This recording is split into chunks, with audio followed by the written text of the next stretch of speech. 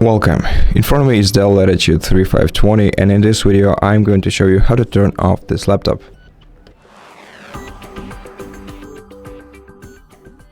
To do it, you can simply start the start button, then go to power options, then select shutdown, and your laptop will shut down after a couple of seconds.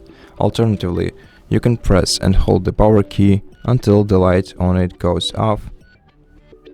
Usually it takes about 15 seconds, and this will force shut down your laptop. Once the light on your power key goes off, your laptop will be turned off, and that's basically it. Thank you for watching this video. If you liked it, consider subscribing to our channel, leave us a like and a comment below, and I'll see you in the next one.